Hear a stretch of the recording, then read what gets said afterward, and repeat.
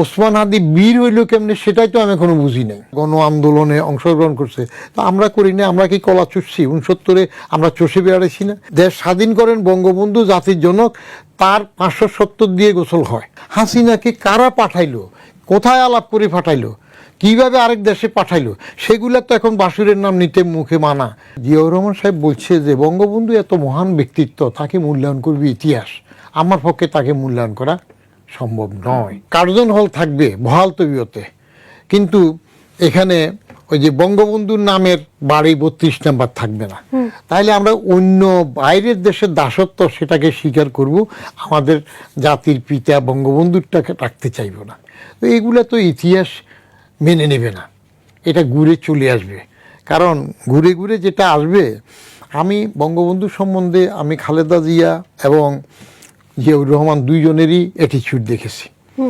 জিয়াউর রহমান সাহেবকে এক মুক্তিযোদ্ধা জিজ্ঞেস করছিলেন একবার যে আপনি বঙ্গবন্ধুকে কিভাবে মূল্যায়ন করেন। ওই মুক্তিযোদ্ধা নিজে আমাকে বলল এক পবিত্র জায়গায় যাওয়ার পরে, বলে যে জিয়াউর রহমান সাহেব বলছে যে বঙ্গবন্ধু এত মহান ব্যক্তিত্ব, তাকে মূল্যায়ন করবে ইতিহাস।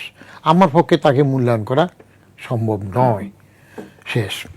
আবার যখন 2003 ইতিহাসের কথা বলছেন, আপনাকে তো প্রশ্ন করলে আসলে উত্তর শোনার পর আরো প্রশ্ন আসতেই থাকে।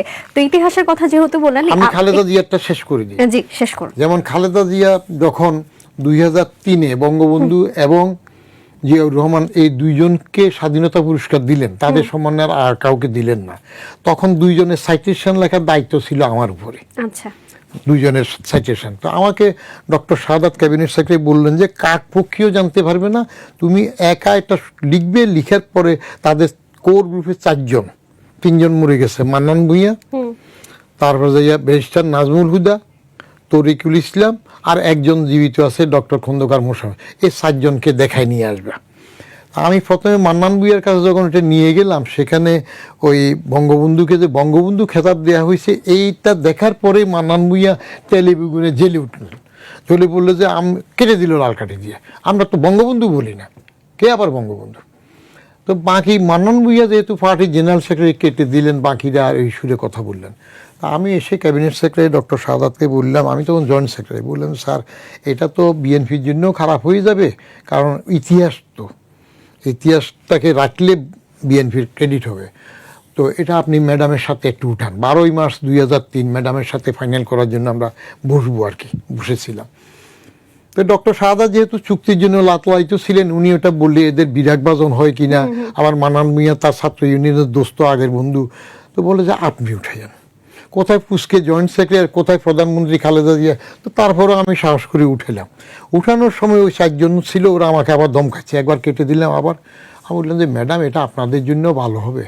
ম্যাডাম কিন্তু এইভাবে আঙুল দিয়ে মুখে একটু বসে বললো যে ঠিক আছে, আপনারা মানেন না মানেন, আমরা স্বীকার করি না করি, জনগণ যে খেতাব দিয়েছে বঙ্গবন্ধু থাকবে। তাহলে ওনারা 2জন তো এটা অবহেলায় যান নাই, এটা প্রতিহিংসা নয়। অন্যদিকে তাদের সে ভূমিকা অন্যগুলো সেটা আছে, যেমন শেখ রেহানাকে একটা বাড়ি প্লট দিল মাত্র ধানমন্ডি 6 নম্বর রোডে, এটা প্রতিহিংসা বশত খালেদা জিয়া। মিনিস্টার বিশ্বকাপে দেশ কাঁপানো অফার, বিশ্বকাপের উন্মাদনা উপভোগ করুন মিনিস্টার টিভিতে। 55 ইঞ্চি অ্যান্ড্রয়েড টিভি মাত্র 55,000 টাকায়, সাথে জার্সি ফ্রি। সেটা পরে ক্যান্সেল করে দিয়ে থানা করলেন, এবং সেই থানা উদ্বোধন করতে দেশের প্রধানমন্ত্রী খালেদা জিয়া গেলেন।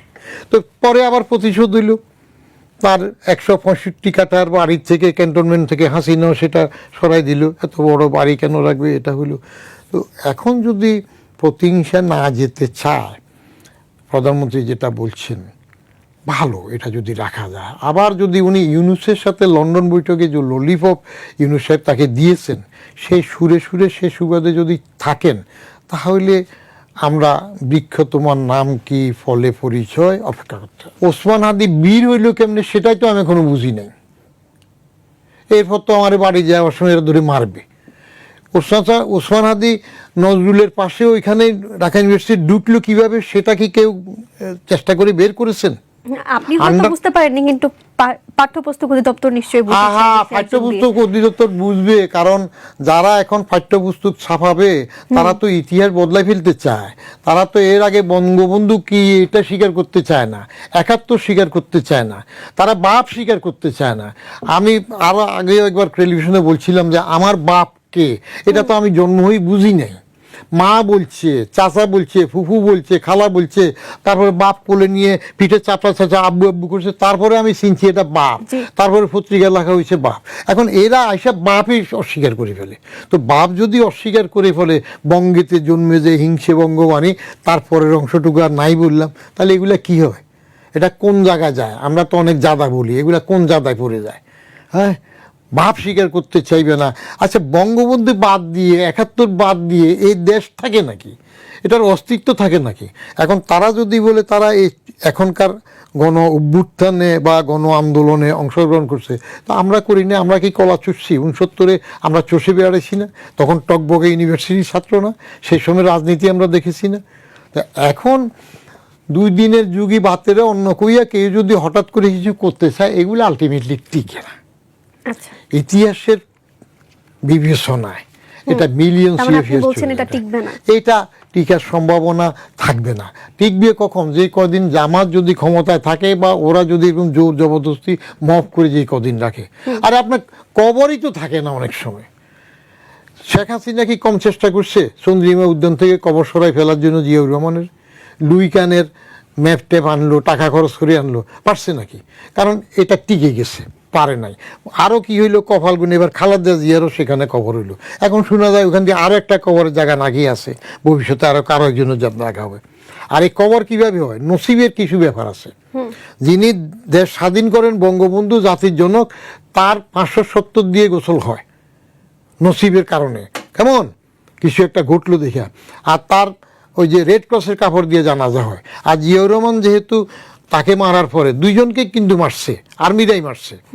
হ্যাঁ, একজন হয়েছেন প্রয়াত, বঙ্গবন্ধুকে বলে প্রয়াত শেখ মুজিবুর রহমান, আর জিয়াউর রহমানকে বলে শহীদ জিয়াউর রহমান, কিন্তু 2 জনই আর্মির হাতে মৃত। কেমন? তার কবর হইল, যেহেতু গভর্নমেন্ট আউট হয় নাই, সাত্তার গভর্নমেন্টে ছিল, তখন তার কবরটা কিভাবে হইল? যে ম্যাপটা আর্কিটেক্ট দিয়ে এমনভাবে করা হইলো, স্পিকার চেয়ার থেকে বসে তাকাইলে সোজা যেন জিয়াউর রহমানের মাথা বরাবর হয় কবরের। অর্থাৎ কবরের শুয়ে জিয়াউর রহমান সোজা স্পিকারকে দেখতে পারবেন। তো এগুলো হইল সময়ের বরপুত্র। সময়ে যখন সুবিধাজনক হয় তখন সেটা ঘটে, সময় না হয়। ধন্যবাদ। আর ওই একটা কথা বলছিলেন যে, আমি আবারও বলি, সবসময় বলি, হাসিনা পালিয়ে গেছে, এটা আমি বলি না। হাসিনা পালালো কোথায়? হাসিনা কি নিজে হেলিকপ্টার চালিয়েছে? আমি আগেও বারবার বলছি, হাসিনা কি ইরানের শাহ নাকি? হ্যাঁ, এখানে বলি হাসিনাকে কারা পাঠাইলো, কোথায় আলাপ করে পাঠাইলো, কিভাবে আরেক দেশে পাঠাইলো, সেগুলা তো এখন বাসুরের নাম নিতে মুখে মানা, সেটা তো বলবেন না। বাইর করুক, বাইর করলে দেখা যাবে। তাহলে বিষয়টা কি এমন যে উনি পালাননি, ওনাকে জোর করে নিয়ে গেছে? উনি পালান নাই, জোর করে না, সমঝোতার মধ্যে। উনি পালান নাই, ওনাকে যেতে যে কোনো ভাবে হোক বাধ্য করা হয়েছে। এগুলো যদি আপনি তদন্ত করে বের করেন তখন দেখা যাবে উনি কি যেতে চেয়েছেন। আমরা যতটুকু যেতে তো চান নাই। এমন তো বাইরে কথা শোনা যায়, উনি বলছে ঠিক আছে আমার আটকা রাখো, না হলে ক্যান্টনমেন্টে দাও, না হলে যেতে টুঙ্গি ভাড়া পাঠাও। তো এসব কথা নিয়ে যেতেও তো মনে হয় তিনি বলেছিলেন। হ্যাঁ, ওই তো টুঙ্গি ভাড়া আর কি। হ্যাঁ, সেগুলা বলছে না, শোনা যায় তো। তো এগুলো যদি আপনার ইউনুস মার্কা কিংবা তার সাথে ললিপপ খাওয়া মার্কা তদন্ত না হইয়া যদি আরেকটা নিউট্রাল তদন্ত হয়, তখন সব কিছু